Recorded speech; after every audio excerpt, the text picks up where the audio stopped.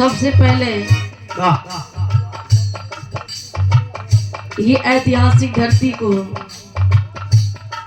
प्रणाम करते हुए, स्वागत करते हुए, सलाम करते हुए हमारे इस महफिल में उपस्थित हमारे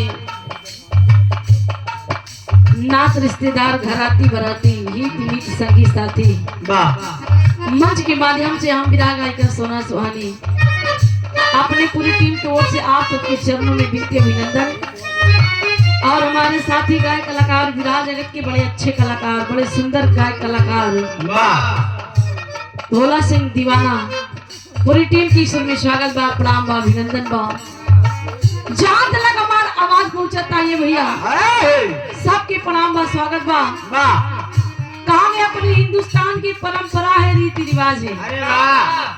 कोई भी इंसान शुभ कार्य शुरू करता है तो अपने इष्ट देवी देवता के पूजा पाठ, विनती, इबादत करता है।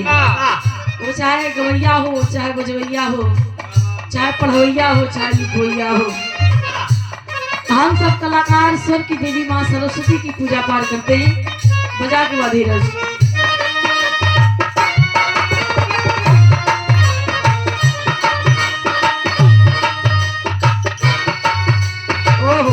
हेलो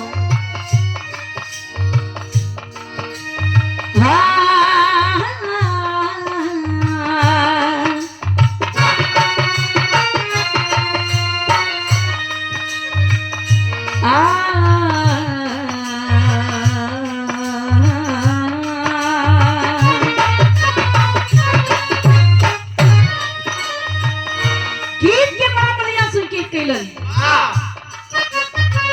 कोनो दुल्हन बिरह में को बात कही, दिल की दर्द बया करता का कहे,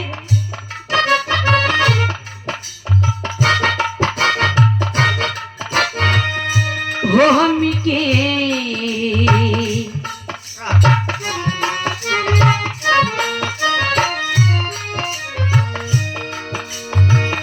हुनवा के यसुआ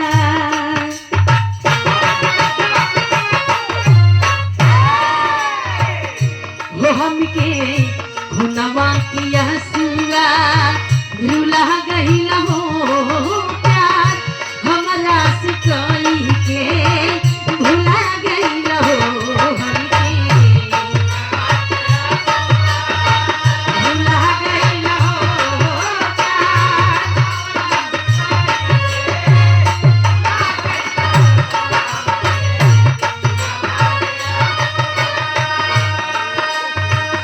लेकिन इसी भाव में कहना है, ऊंचे पर्वत पे माँ शारदा, माँ विंध्यवासिनी माँ का बसेरा है। कहा गया उनके दरबार में जो सच्चे मन से हाजिरी लगाता है उसकी नैया हमेशा पार होती है। एक भक्त माँ के दरबार में जाके अपनी फरियाद लेके जाता है और एक बात कहता है। क्या कहता है?